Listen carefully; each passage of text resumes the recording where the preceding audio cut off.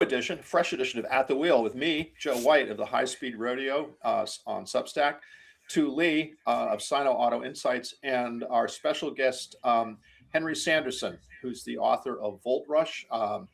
He's at the Oxford Institute for Energy Studies, and as you'll find in the next few minutes, a real expert on the clean energy transition, the competition between China and the United States and everyone else to dominate the future of energy, and all subjects related to that. Henry, really glad to have you here. Um, we'll be Thanks for diving having into me. other yeah, we'll be diving into other things around the news and trends in the world of cars. Just a little disclaimer: we always have a lot to say here, but none of it should be taken as investment advice. Two, I want to throw this to you to kick off our conversation with Henry because you both have done extended service in China and know a great deal about China's role in the energy transition. Two, so let's why don't you start, and then we'll kind of go where the conversation takes us around EVs, batteries, solar, all of that stuff. Go ahead. Sure. Thanks, Joe. So Henry and I have shared the stage a few times. Most recently in London about 2 years ago with Simon Wright, a former guest of the podcast, talking about minerals, rare earths, batteries. And so, Henry, we overlapped in Beijing, but I've known you since your time at the FT and then since writing Volt Rush. So, can you tell us a little bit about yourself, what you specialize in, and why you wrote Volt Rush, what Volt Rush is about? And then we'll get into more of the dirty details, the literal dirty details about minerals and Mm. rare earths. Yeah, thanks so much for having me, guys. Really like your newsletter and this podcast. Just a brief overview. Yeah, I used to be a journalist for most of my career. 7 years in Beijing. As you said, we overlapped a bit. I was working for Bloomberg there, then came back to London to work for Financial Times, covering commodities and mining. And that's how I got interested in the supply chain for batteries and electric vehicles, which is what I focus on, as well as I'm interested in broader clean energy. And it's interesting how the narratives always shift, right? And it's hard to forecast things. So at the beginning, it was all about cobalt and nickel for batteries. Now we've shifted battery chemistry quite a bit. And now it's all about AI and data centers and this. So the narrative always shifts, but at the heart of it, I think, is power and energy, and we can chat about it. But the importance of states providing power and energy, and what's the best way to do that, and essentially what's the best way to power transportation and power industry, which I think is at the heart of a lot of competitiveness we see today, and especially in Europe. So I'm happy to talk whatever way you want to take the conversation. Well, let me start by asking you, as you were writing Volt Rush, what were the things that stood out and what surprised you, specifically with regards to how much China had invested? Some would argue, I think a lot of people would argue too much, but maybe you can give us a little bit of background on your research for that and what were some of the broad conclusions you made from writing that book? Yeah, so I think, as as probably the best, I guess what was interesting was at the start of my journey writing the book, I was very interested at the time at the FT to write about these Chinese companies that I felt had a real growing dominance over this supply chain, and that very few people in the West knew about. That was number one, but also didn't give much sort of airtime to or admiration to. And one of those companies was CATL, which is now the 30% or more the world's battery. Is a 38%, I huge think. yes, that's right. So a hugely dominant company in one of the most important industries, I think, of the future. But there are other companies, like Huayou Cobalt, making a lot of processing a lot of cobalt from the DRC, Democratic Republic of Congo. There was Ganfeng Lithium, big Chinese lithium company, and it was really what I saw was they'd taken over this supply chain, whereas the US used to be a big producer of lithium. Chile still is a big producer, but these Chinese companies acquired a lot of assets around the world and really expanded production And then on the battery side, the increasing sophistication, the scale, the investment that really saw the Chinese companies like CATL overtake Japanese and Korean companies, which up till then have been the sort of leaders in the field. So what struck me writing the book was the technological advancement China had made. So it wasn't just about digging minerals out of the ground. It was the whole supply chain processing to producing batteries, to producing EVs. And, you know much more than me, but, I wish I'd written a bit more about BYD and some of the cars, amazing cars that have come out of China. But I really saw it as a massive vulnerability and blind spot in the West at that time. Of course, we've caught up now, and everyone's sort of aware of it. But the sort of impetus with the book was, look at these supply chains; they're going to be hugely important, and look at what China's done. So, Henry, I mean, I'd like to jump. First of all, you have my empathy because I too, many years ago, wrote a book about events that were unfolding in real time, and within moments, and within moments of that book being published, wished I could go back and write it again because it was out of date. But that you get tonight to write another book, I hope. Let me ask you this, and I think this is coming to sort of, I spent 2 days last week at a symposium on the auto industry put on by the Chicago Fed.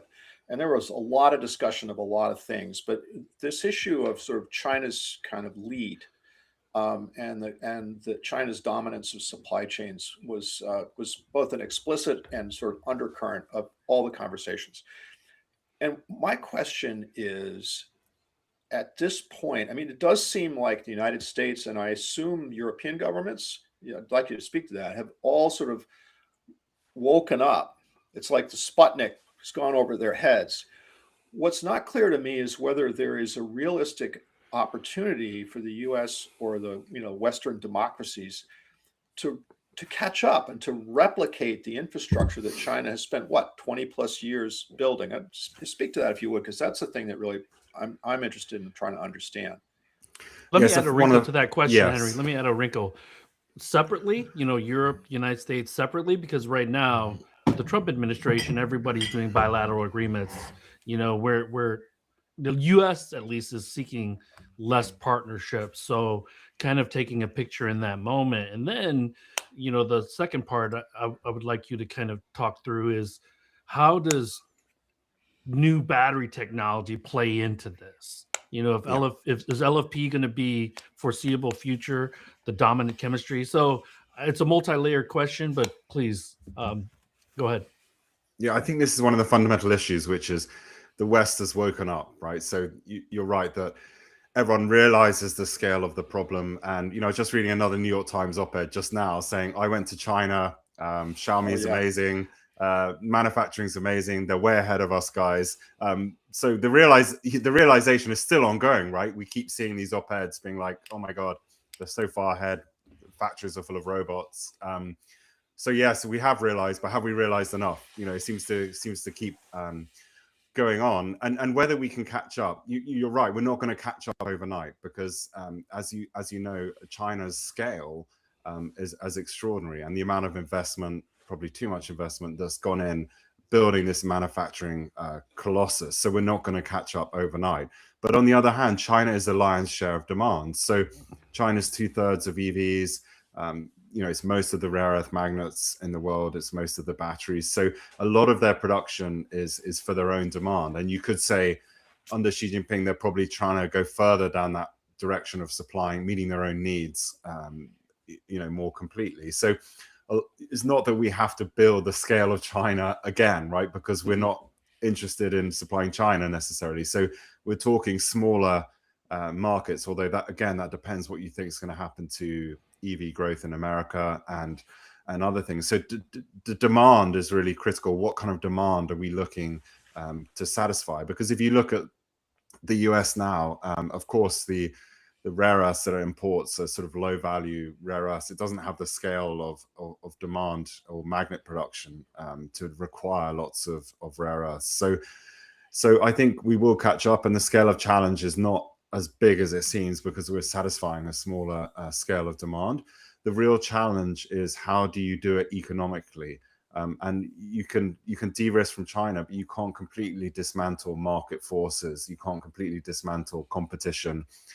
As we've seen, even though we try to keep Chinese EVs out, they're coming and potentially in Canada. There's always a market. They're sneaking right? in there. Yeah, so there's always a market. So we can subsidize and invest to catch up with China. It's not so much the scale, it's the cost and how you're going to incentivize people to buy more expensive supply chains that may increase the end product when you still are in a global market system. You haven't completely dismantled a global market system. So for me, it's not so much the scale or the can we do it? It's at what cost and what competitiveness can we do it? And that's really the critical thing. Is an automaker going to pay more for XYZ or more for rare earth permanent magnets over what time frame and how much more? And how much help are we going to give them to pay more? So that's the key issue. And companies are companies. They're not government-owned strategic entities that are going to do our geopolitical bidding at whatever cost to shareholders, etc. So that I think is more of an issue, not can we actually build these things. We can see from the pictures of the data centers that's going on in your country, right, that America can build, right? That seems pretty clear to me. America can build. So it's not so much that side of things. It's just the cost and competitiveness. Yeah, no, I agree with that. I was just thinking, actually, as you were talking, I was thinking of the data center kind of, massive data center investment that's going on in this country. So you're absolutely right. It's not like there isn't money to stand up infrastructure of one kind or another. It's what will Wall Street finance? What will the capital suppliers finance? Where honestly, it seems like there's more profit potential in rare earths than there is in the next in AI chatbots right now. They all lose money, but that's a different podcast. But yeah, I think that's right.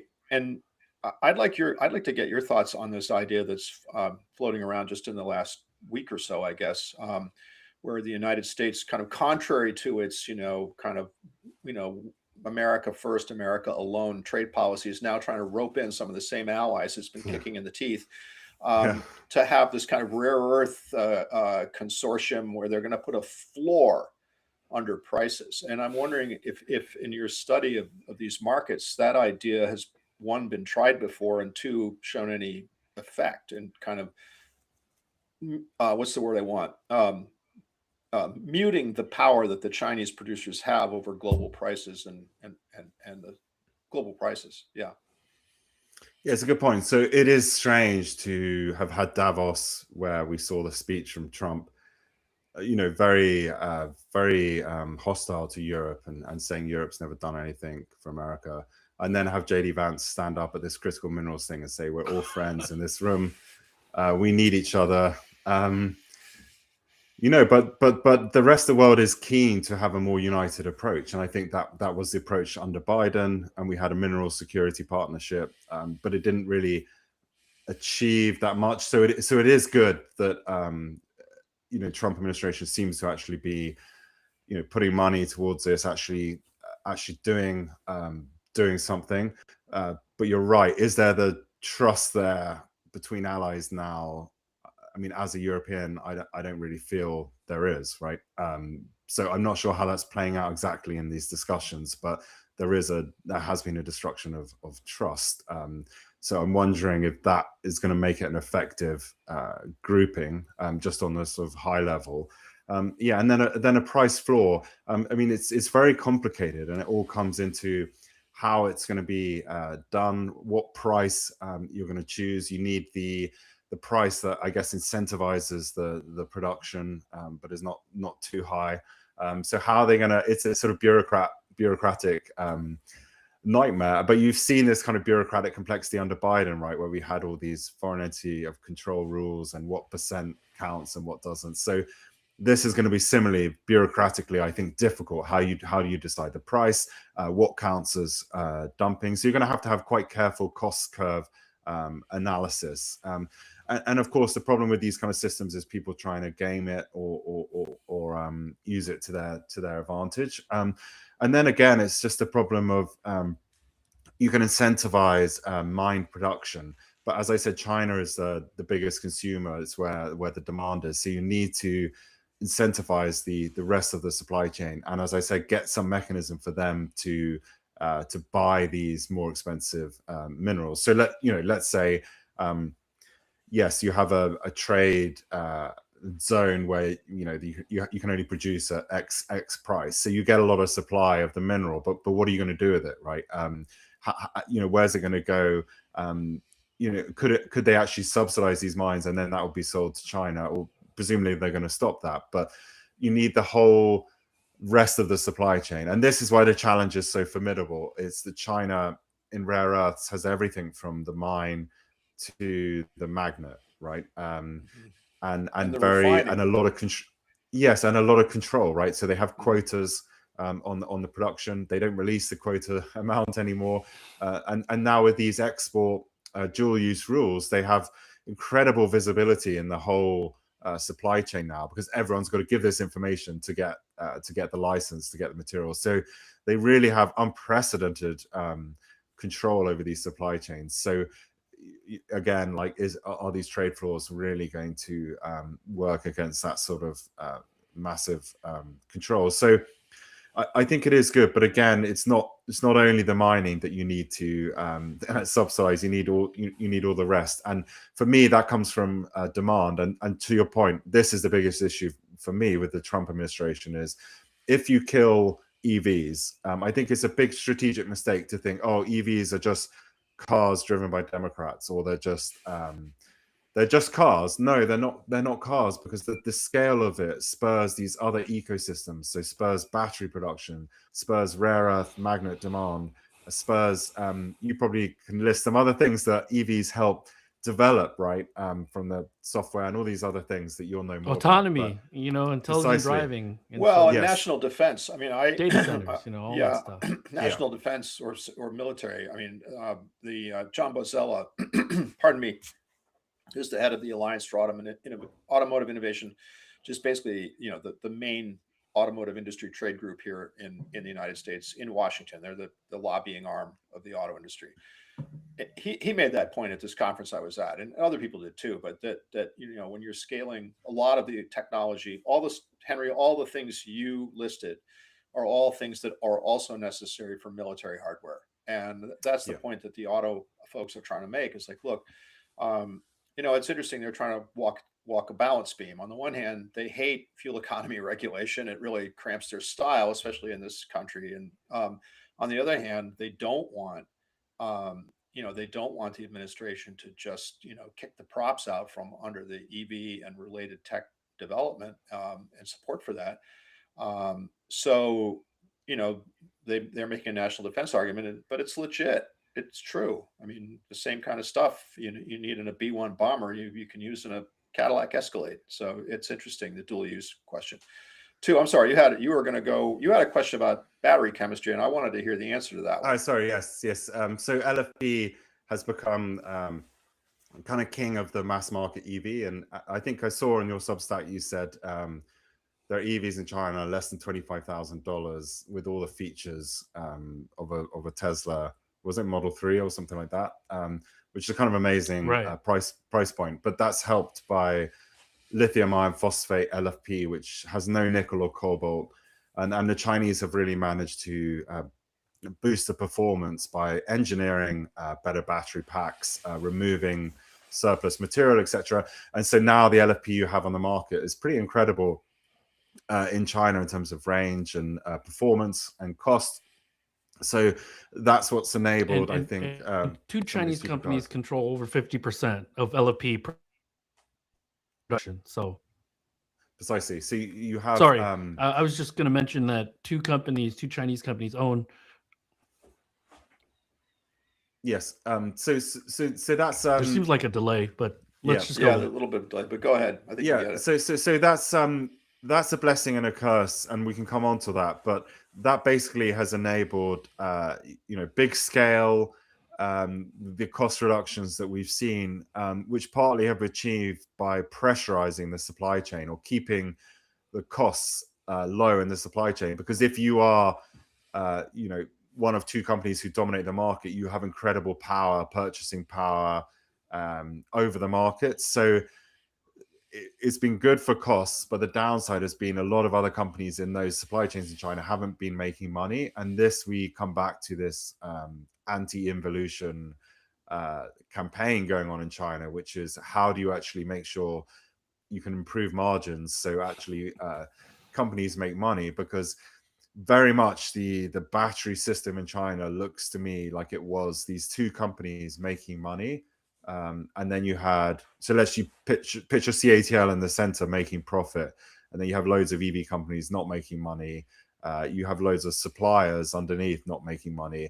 So the whole ship doesn't feel that sustainable when you have that situation. But that is part why you've had these reductions in battery prices and reductions in EV prices, right? They're not making money, so they've just reduced prices to gain market share. So yes, we've had this incredible cost reduction LFP, but on the other hand, how sustainable is it even in the Chinese setting to have those low costs? So we can talk about that, but I think prices are going to go up under this campaign that they've kicked off, although we haven't seen that yet, right? I'd love to hear your thoughts. So that could change, but overall, LFP has enabled a massive cost reductions, safety improvement. So then you have other chemistries, and then we have sodium-ion chemistry coming out in a big way this year in China. BYD just had revealed its sodium-ion technology, I think, this week. CATL has also revealed it.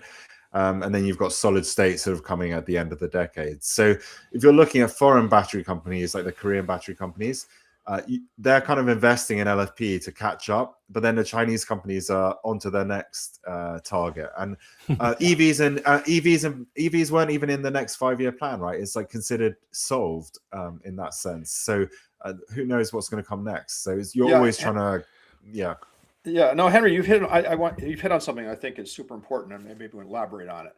And it goes to the problem of like catch up.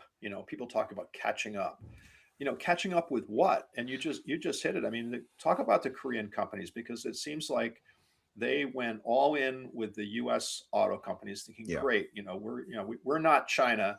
We're going to win here in this great big market, all of that. And then now it just seems like they're washed up on the beach. Talk about them and where they're at. Actually, can we throw a curveball real quick? Because Henry, since you're in the UK right now, I want to understand better, and I believe our audience does. Why did Britishvolt fail? Why did Northvolt fail? Why is ACC, the French battery startup, why are they having challenges? Because they're all trying to build LFP.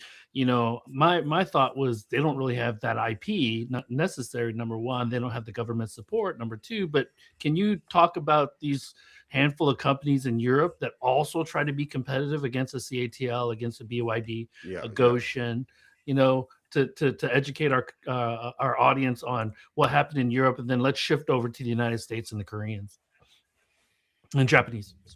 So first in Europe, so you're right. So to give a bit of history, Japanese were the first for lithium ion, and Panasonic is still a big producer, and then the Koreans are now the biggest, and obviously the Chinese. So the Europe situation was we had a lot of startups coming up with a lot of hope and promotion and hopes and dreams. And you have a situation where Britishvolt where they didn't quite get as far enough to unlock the next round of funding. So they kind of stumbled. They couldn't quite get as far along to unlock the next round of funding. These are big capital intensive projects if you want to do a big gigafactory. Northvolt was opposite. They got all the funding you could ever hope, like Goldman, loads of funding, and they had top tier customers. It was very interesting because at the time, and I remember the story so well, it seemed that they were undefeatable because they had great customer offtakes. But then those customers, if they can't get the battery or it's not up to their specification, they're not going to hang around or wait for you to solve your problem or lend a helping hand necessarily. They just want a battery, and they have to think about their own supply. So I think very quickly, when they couldn't actually deliver quality batteries at the scale needed, the customers had to shift to other supply. And so what looked like very strong offtake agreements with top tier customers quickly crumbled when they couldn't deliver. And why couldn't they deliver? It's a very hard business. They didn't have necessarily the experience that you need. They had a lot of machines from a Chinese company, perhaps didn't know how to operate. And they also trying to do too much. So the access to funding was a curse as well, because they tried to do too much, recycling, producing their own cathode, buying in raw materials. So they're trying to do too much rather than just let's get 1 or 2 lines of battery manufacturing going and meet our customer demands. So it's a really sad story, because it was a real Europe put a lot of its hope focus into this one company that did well. On the US side, I also think it's a sad story. I think these Korean companies know how to make batteries, right? Number one, like unlike Northvolt, they know how to make batteries. They are the biggest producers outside China. They're willing to come to the US. They came to the US and invested in factories, production, teamed up with the auto companies, doing exactly what both Republicans and Democrats diagnose as the problem, which is a deindustrialization, right? These guys are coming in and reindustrializing your country, the US, doing exactly what you would think the US wants. And then, they've had the rug pulled out from underneath them, because the EV tax credits, which kind of underpinned the whole thing, not just from demand, but in terms of size, they came with supply chain criteria that you had to meet. So under Biden, you had supply and demand subsidies, and then you pull the demand out, you still keep the supply subsidies. It's a very weird situation where now, I wrote a Substack post about it, they're all making operating losses, almost $1 billion in the fourth quarter, without these tax credits. So they're literally being kept alive by these production tax credits. Yet the US is not subsidizing the EV demand that would help them. So you're subsidizing the supply, but not the demand. So I don't really understand it. The only thing that's saving them, the only thing that's saving them is switching to energy storage batteries, right? So they're lucky in a way. You got this Which data are lower center margin. boom. Which are lower margin. Yeah, you're lucky you've got this boom going on, because otherwise they'd be completely screwed. So they're switching factory lines to a completely different chemistry. Again, the Chinese chemistry, completely different market. So now you've got a situation, to my point, which is a smaller market than EV market, as you know, and you've only got one market now, right? So the beauty of the EV was the civilian scale that could help fund energy storage and other markets. So it's but I'd love to hear from you about, some people are still bullish on US EV demand as, I don't know, costs come down or new models come out. I'd love to hear what your thoughts are. Well, I have some thoughts about that, and then Tu may have other thoughts as well. I mean, my thoughts about that are, I'm channeling again people that I've been listening to for the last couple of weeks here. It, there is going to be a US EV market, right? I mean, there are a lot of people who prefer EVs. So they drive them, they like them. Whether it's more than 10% of the market in the near to medium term is the question, because without the subsidies, a lot of people are just going to not choose to buy them. There still is a price premium that not everyone is going to pay. But so I think it remains to be seen. The next, I would say the next year, where does the EV market settle out?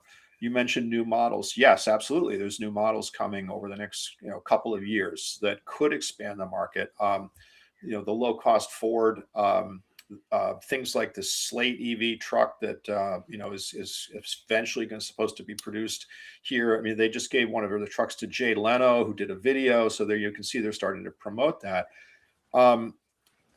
But at the same time, you have Tesla essentially retreating from the EV market, turning themselves into, who knows what, a space AI company, whatever. I mean, they're so I think it's going to be pretty volatile and uncertain.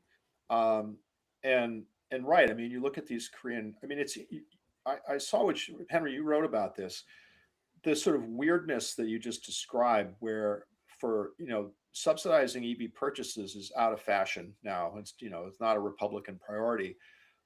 But Yeah. somebody reminded the Republican lawmakers in our Congress that almost all, I think literally all, well, almost all of the battery production that the Koreans have stood up are in Republican red states, the states Yeah. that Trump carried and the Republicans by and large represented. So somebody reminded them of this. And so they said, oh, And good, in good particular, golly. Kentucky, Tennessee, and Georgia. Oh, yeah, in Ohio, JD Ohio. Vance's home state.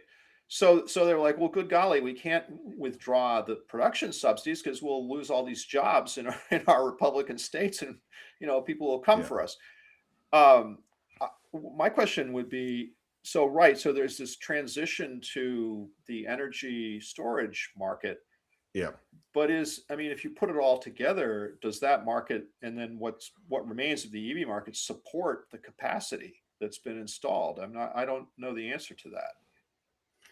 So yeah, so what they're saying is it could, but they've cut, someone like LG Energy Solutions cut capex by 40% next year. So for sure, they're not investing in new capacity. Watch what they do, not what they say, right? Precisely, yeah. So they've cut investment quite a bit. So they're not investing in new capacity. So yes, there is an argument that energy storage is booming. And if you look at some of the forecasts, the US market's really going to grow because power demand is increasing and data centers can use batteries and they respond incredibly quickly to power demand. So you could have hybrid systems of on-site, your own gas turbine and a battery. So batteries are incredibly versatile. It's not that they have to store clean energy or do, they can be used in lots of different ways, and they're very, very fast at responding. And data centers, remember, need incredible, reliable amounts of reliable power. So there is an argument that this market's going to really take off, and energy storage is going to boom. But I think I think the factory capacity that they built, it's touch and go whether the ESS demand will make up for it, because I have read reports that even with the tariffs and everything else, the Chinese could still be competitive. And if you look at the capex of these big data center guys, right, are they going to quibble over cost of batteries? So yeah, it's touch and go, and you've got to reconvert the lines to a new chemistry. So moving from a lot of what the automakers wanted to an LFP chemistry. So you've got to spend on doing that as well. So I think, yeah, it's hard to see if it's going to make up for lost EV demand. So I listened to that Tesla call as well, and Tesla's obviously very bullish on energy storage, and they're doing very well on energy storage. So, but you're right. What was weird was the lack of focus on electric vehicles, and almost complete focus on autonomy, AI, these other things. Solar is interesting that they're coming into solar. So, yeah, I agree. That doesn't bode that well if the focus on just producing, if there's no focus on producing EVs for for normal people. Yeah. If I were to add a couple of dimensions to think about with regards to the batteries and the overall competitiveness of certain companies, first of all, BESS or batteries for energy storage do not need to be automotive grade, which means that there are more competitors now in that space than there are if you're building batteries for electric vehicles, because automotive grade is, a couple tiers more complicated. Yes. Number one. Number two, Ford got that subsidy continued using CATL batteries. Okay, so as an automaker, if LG made this commitment to me or SK made this commitment to me, and they still couldn't get to the China price with the tariff, then who do I choose? So, and if we, so I'm not thinking about the United States anymore. I'm thinking about North America, because we're surrounded. Mexico has Chinese vehicles, ICE vehicles, and EVs. Canada, symbolically, 49,000. We'll have them probably within the next 12 to 14 months. Now, combine that with Ash Sutcliffe, who you probably know, Henry, flying to Las Vegas to make an announcement that Geely is kicking the tires on coming to the United States within the next 3 years. Okay, and then we just look at this like just on a competitiveness standpoint. Last year, Ford sold less than 100,000 vehicles via their joint venture with Chang'an in China. So if we look at the profits from Ford, we look at the product mix, and then where their sales are coming from, they're a single market, single region kind of company. GM Q3 of 2025, Joe and I, we talked about this last week. They're solidly North American. If we can't build, US automakers can't build competitive EVs, then it shuts us out in the rest of the world, because the rest of the world is growing, with China really taking the lead on that. You had mentioned they're about 2/3 of all electric vehicles. And we also know that exports will likely increase from China to the dozens of countries that have taken electric vehicles, whether that's Europe, Latin America, Southeast Asia, Australia, Korea, Japan. So that creates even further isolation, because there are already barriers to entry that the Chinese are dealing with in Europe. They're taken away in Canada. They got added to in Mexico, but that incentivizes them to invest in building locally. That doesn't help with domestic capacity. That's still a challenge for them, but it's going to isolate the US automakers unless they're able to. And I want to say particularly GM and Ford, because Stellantis has 19% stake in Leap Motor. So they already are going to be competitive because of that outside of the United States. So that's kind of how I think of it as well. Yeah. I mean, Henry, do you think it's a strategic mistake for, so one thing I think about is why didn't these American automakers look at extended range electric vehicles earlier, or better hybrids in the way that BYD has, right? It's not that BYD just sells pure EVs. So it is an interesting thought that if you know the US market better than me, but it would seem like the extended range vehicle where you have a bigger battery, a smaller engine is perfect for the US, right? Well, so yeah, let me say something, and Joe, then you piggyback off of me. The politicization of electric vehicles, because GM they had the Volt. Okay, it was very, very low range on the battery, but that was an EREV. Okay, now in China there's extremes, because XPeng is launching a vehicle that goes, I want to say 300 kilometers, almost 250 kilometers on the battery alone before. So total range of 700, 800, 900 kilometers kind of thing. So that's an extreme case, because the battery is around 55 kilowatt hours. So it's a massive battery on an EREV. Yeah. I don't know if that makes sense. That makes sense for the United States. Does it make sense for China? I don't know. But that's what competition breeds. It breeds more and more trying new things to get sales, and EREVs would be perfect. Dodge is coming out with an Ram truck, so I think they're trying it. But that's the unfortunate thing. Most people, especially now that California is suing to get back their state's rights to determine what CAFE standards should be for their state, but the Trump administration pulled that away. And if California were a country, they'd be the 10th or 12th largest passenger vehicle market in the world. So that really dictated a lot of how U.S. automakers move forward with product planning and strategy. But that's the unfortunate thing. EVs have really become a left-right thing, unfortunately. Yes. So yes.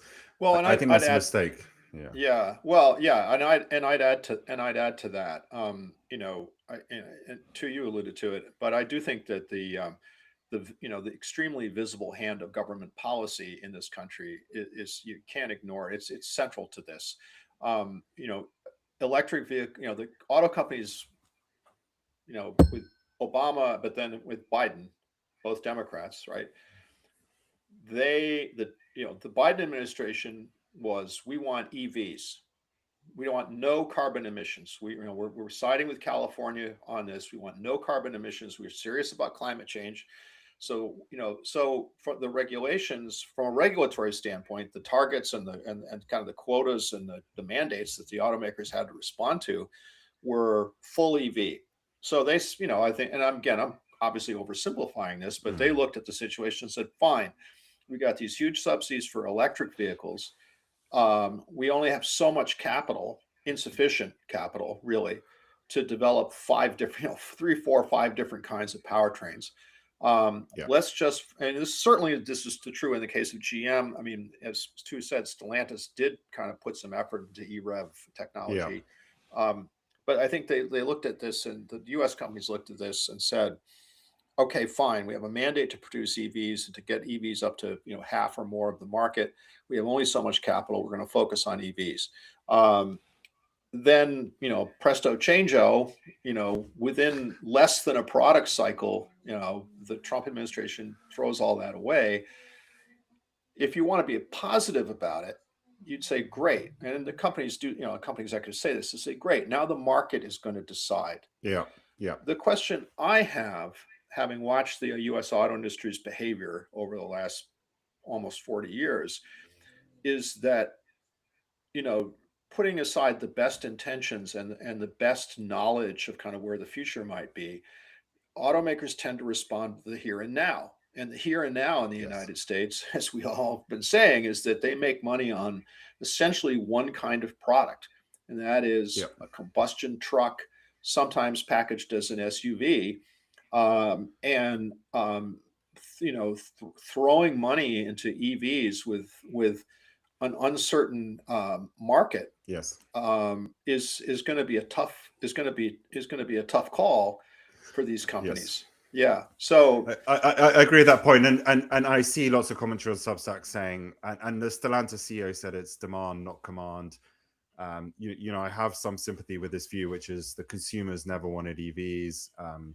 So that is one view that I think has a logic to it. But your job as a CEO of a car company surely is not just to look at what the consumer want right now. You have to look 5 years ahead, 10 years ahead, right? Do you want to survive as a company in 5 or 10 years? And as Tu pointed out, if EVs are coming to Canada, Mexico, many other countries around the world, fine. The American consumer right now, today, doesn't want an EV, but you got to prepare for a global, economically competitive position if you want to be a global company, right? So you got to look forward. You got to look forward, and there might be a change in US administration. There might be all sorts of things. I think you're running a huge risk if you don't also want to go into EVs and you think in the US consumer appetite is going to stay exactly the same for 5, 10, 15, 20 years.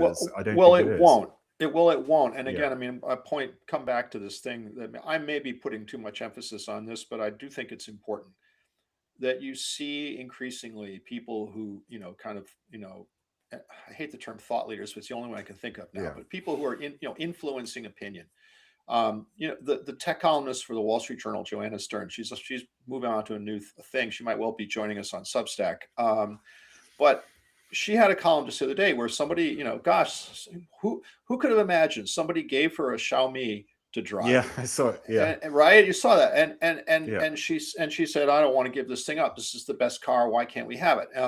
John Volker, friend of the show, he drove the Geely car, and you did too. Geely cars out in Las Vegas, and he said the same thing everybody else who drove them said, which is, wow, these things are amazing. Why can't we have them? That opinion.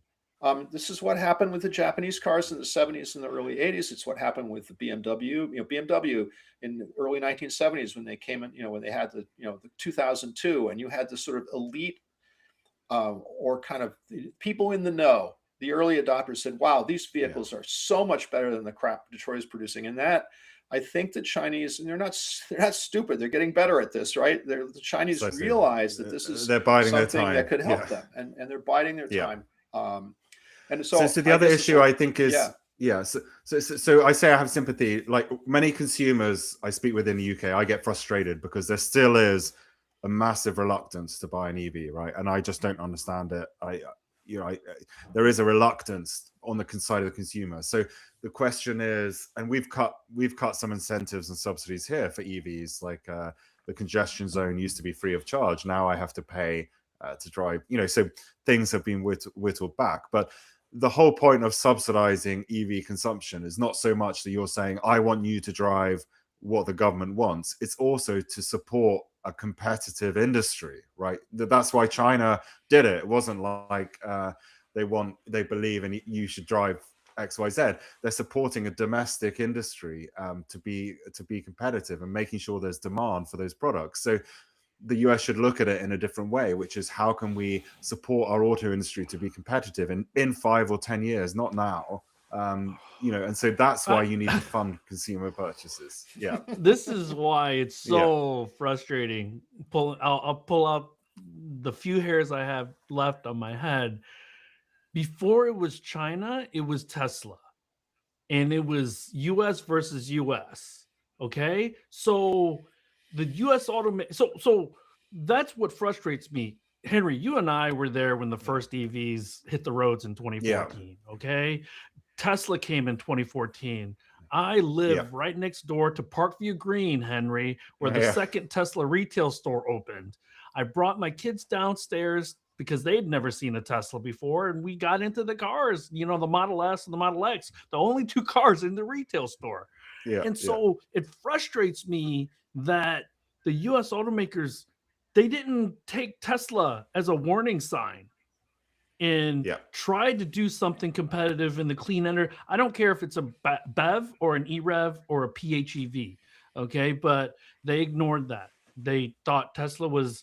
And here's the crazy thing. If Elon would have focused on investing further capital into vehicle production and product planning, the US automakers would be stuck right now, because Tesla would probably have a $30,000 electric vehicle with FSD, and in the US automakers are like, what now?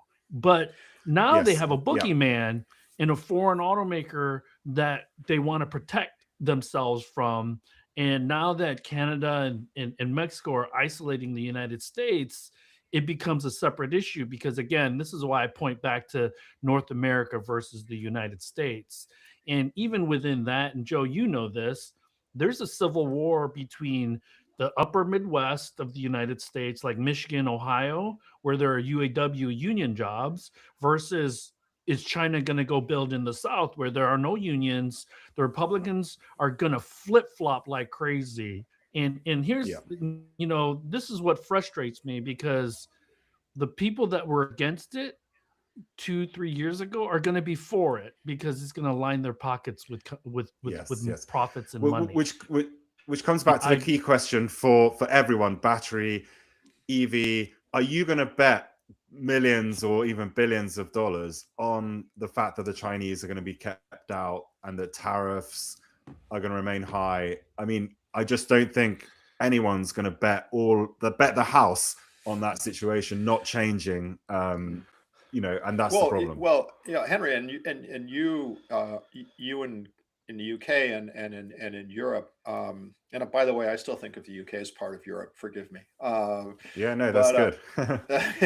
But look, I mean, in the European market, you all are conducting a live action experiment in this very thing. I mean, the Chinese are investing in manufacturing capability at factories and supply chains, right? I mean, this is happening in real time. Whatever barriers the Europeans or thought were going to keep the Chinese out, those crumbled.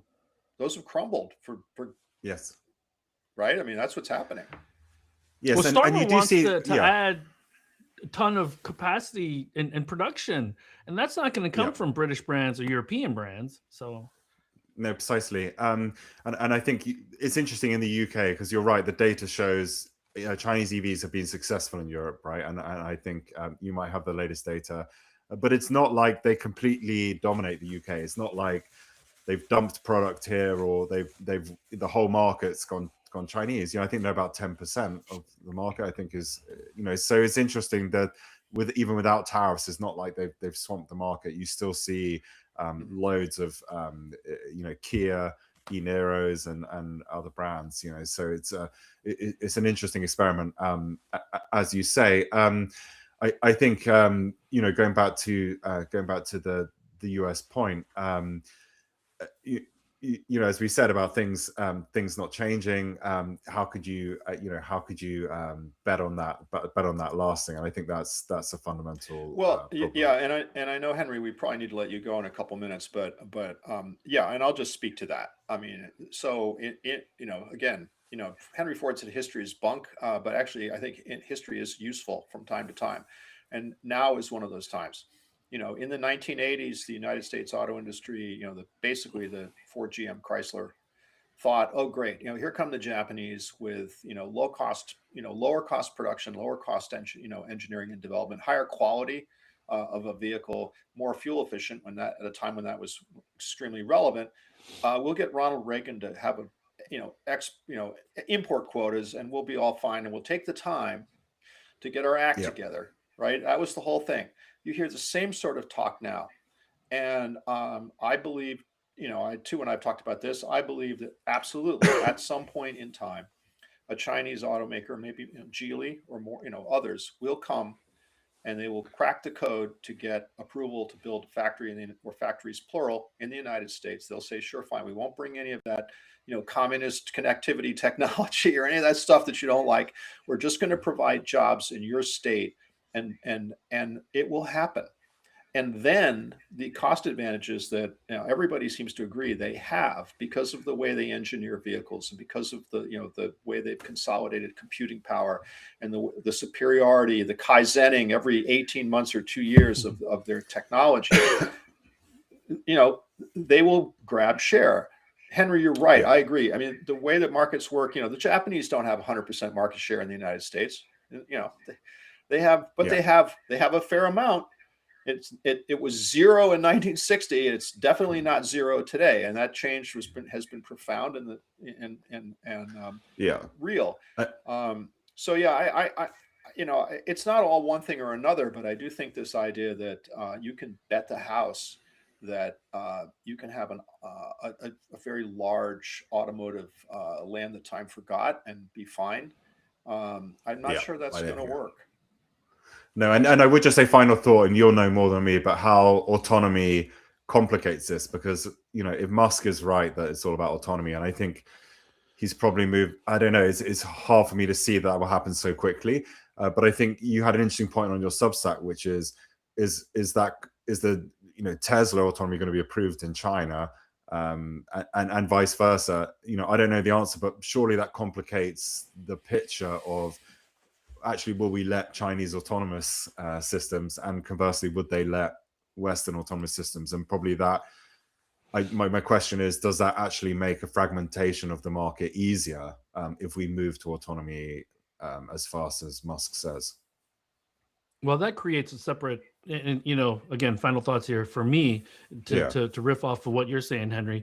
That creates a separate issue, because we are still, as U.S. automakers, very, very ingrained in manufacturing, UAW workers and things like that. To me, building an electric vehicle takes complexity out of the manufacturing process significantly, especially as they move towards gigacasting, front and rear end, cell to pack, battery packs.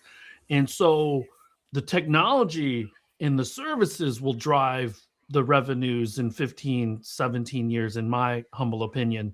And so the bifurcation, I think it's real. I think it's going to be sustained. And companies like Wave and companies like Baidu, they're going to try to be in more regions than the American AV companies and the Chinese AV companies, but it's going to be battleground Europe, battleground Southeast Asia, battleground Africa, Latin America to a lesser extent, especially as more and more countries move towards clean energy and manufacturing them becomes less complex. Then it's going to be, how do we still increase revenues if buy sell becomes, and our cost structure gets reduced? But that's the most interesting part. But right now, the United States is, I don't know what our strategy is, to be quite frank. So I can't explain this. You're in good company. But, nobody else does either. yeah, I share your commiserations about. I wish there was a Tesla mass market EV. I've always been disappointed there wasn't. You know, I have a Model 3. I've been disappointed there aren't any more models. You know, I again, there is one, Henry. It's called BYD. yeah. So, Yeah. But yeah, I think from the US point of view, given as you said, Tesla had the head start. You know, listening to the recent call, yeah, it does make me slightly sad that they haven't pursued a mass market LFP based EV and really crushed it. You know, that's that. Yeah, You know, but they're gonna pretty- own space, Henry. They're gonna own space. It's Yeah. all gonna be great. and two- Mars, and Mars. Yeah, and Mars. Henry. So let's do this. Let's do this. Henry, can you let everyone know how they can find your content? Where you at? Are you on Yeah, social? sure. You know how they can learn more about Volt Rush, things like that. Yeah, so it's mostly sign up for my newsletter on Substack, since this is live on Substack, right? So it's Yep. called Volt Insight, and you can find it on Volt Rush Substack.com. Sign up for there. That's where I put out most of my content. Great, Henry. Thank you so much. Really appreciate your time this morning. Thank you. Or this afternoon, in your case. And Henry, I Final might thoughts? be in London a couple times this year, so I will Perfect. Let me definitely know. reach out to catch up. All right. Sounds good. Deal. Yeah, looking forward to it. All right, Thanks, guys. thanks for joining us, Henry. We'll see you. Cheers. Thank you, and thank you.